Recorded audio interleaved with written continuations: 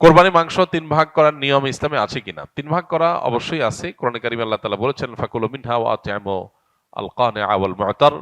অন্য আয়াতে বলেছেন ফাকুলু মিনহু ওয়া আত'ইমুল বাঈস আল ফাকির। কোরবানির পশুর গোশত তোমরা নিজেরা খাও এবং অন্যকে দাও। অন্যকে দাও এখানে আল্লাহ তাআলা ২ ভাগ করেছেন। কিছু আছে তারা সচ্ছল, আত্মীয়স্বজন অভাবী না, আত্মীয়স্বজন প্রতিবেশী এদেরকে আপনি দিলেন উপহার উপঢৌকন হিসাবে। আবার যারা দোস্ত গরিব অভাবী তাদেরকে দিলেন। তাহলে ৩ ভাগ করার জন্য নির্দেশনা দেওয়া হয়েছে। এটাকে মুস্তাহাব বলেছেন উলামায়ে কেরাম। এটা ফরজ বা ওয়াজিব না। কেউ যদি ২ ভাগ করে, ১ ভাগ খাইলো আরেক ভাগ দান করে দিল, অথবা কেউ বেশি ভাগ রেখে দিল, অল্প সংখ্যক দান করলো, অথবা বেশি ভাগই দান করলো, সামান্য রেখে দিল, এর সবগুলোই জায়েজ আছে। কারণ এই ৩ ভাগ করাটা ফরজও না, ওয়াজিবও না। আবার এই ৩ ভাগটা যার যার কোরবানির গোশত তিনি কোরবানির গোশতকে ভাগ করবেন তার মতো করে। তিনি কোন গরিবকে দিবেন না দিবেন তার ব্যাপার। আমাদের সমাজে কোরবানি গোশতকে সমাজের ভাগ নামে ১ ভাগ তোলন করে সেটা বন্টন করার যে নিয়ম আছে এটা পরিহারযোগ্য। বিশেষ করে গণহারে এটা যদি তোলা হয়, কেউ হয়তো ৩ ভাগ করবেন না, তার কাছ থেকে আপনি জবরদস্তি নিয়ে নিলেন, শরীয়ত যেটা বাধ্য করেন আপনি বাধ্য করলেন, এটা অনুচিত কাজ।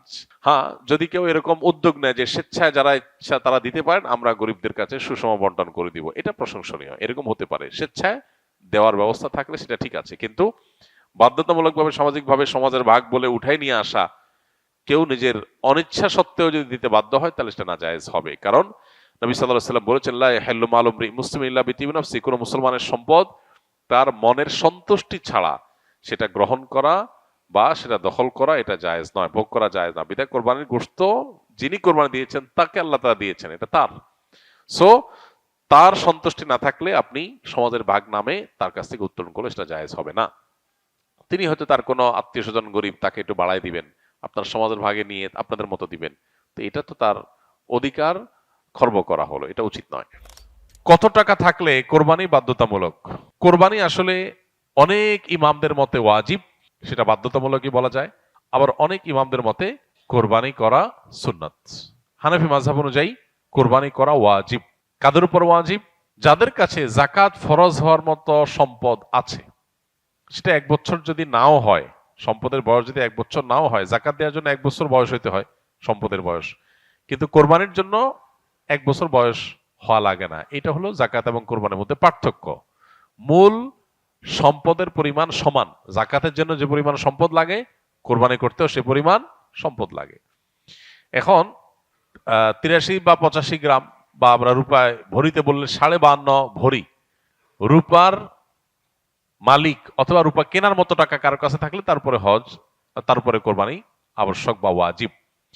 তো এইটার বাজার মূল্য এখন হিসেব করলে ৮০-৮৫ হাজার টাকা প্লাস মাইনাস হয়, খুব বেশি না। এই টাকা যদি কারোর কাছে থাকে ঋণ মুক্ত, তাহলে সেক্ষেত্রে তারপরে কোরবানি আবশ্যক, তারপরে কোরবানি পড়তে হবে। কোন কোন ব্যক্তির উপরে হজ ফরজ এবং বদলি হজের সঠিক নিয়ম জানতে চাই। যে ব্যক্তি হজের মৌসুমে যখন হজের টাকা জমা দেওয়া হয়, নিবন্ধন করা হয়, হজ করার সুযোগ তৈরি হয়, তখন হজ করার মতো টাকা যার কাছে থাকে, হজ করে আসবে এবং এই সময়টাতে তার পরিবারের ভরণ পোষণ দেওয়ার ব্যবস্থা করতে পারবে, এই পরিমাণ টাকা যার কাছে থাকে তারপর হজ ফরজ।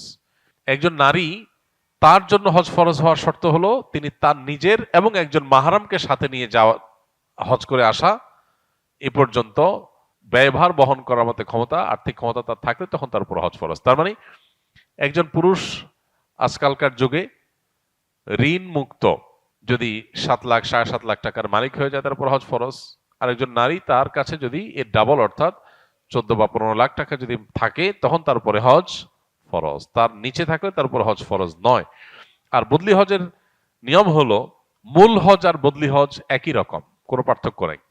আপনি নিজের হজ যেভাবে করবেন আরেকজনের পক্ষ থেকে হজ একইভাবে করবেন, একই উপায়ে করবেন। শুধু পার্থক্য একটাই, সেটা হলো আপনার নিয়ত থাকবে যে এটা আমি অমুকের তরফ থেকে করছি। শুরুতে যখন এহরাম পরে লব্বাইকা হাজ্জান বলবেন তখন আপনি নিয়ত করবেন লব্বাইকা হাজ্জান আন অমুক, অর্থাৎ অমুকের পক্ষ থেকে আল্লাহ আমি হজের জন্য হাজিরা দিলাম, লব্বাইকা হাজ্জান, বাস এটা বলে আপনি শুরু করবেন।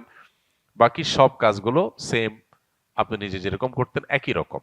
এর পাশাপাশি বদলি হজ যিনি করবেন তাকে নিজের হজ আগে আদায় করতে হবে। কেউ যদি নিজের হজ আগে আদায় করে না থাকেন, জীবনে হজই করেন নাই, তিনি বদলি হজ করতে পারবেন না।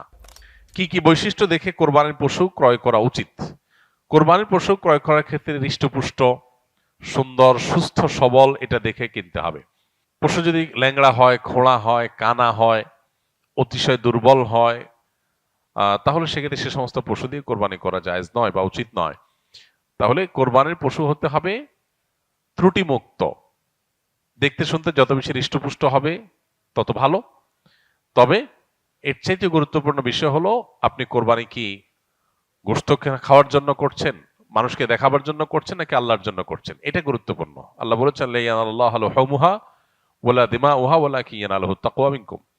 তোমাদের কোরবানির পশুর গোশত অথবা রক্ত এর কোনোটাই আল্লাহর কাছে যায় না। আল্লাহর কাছে যায় কি?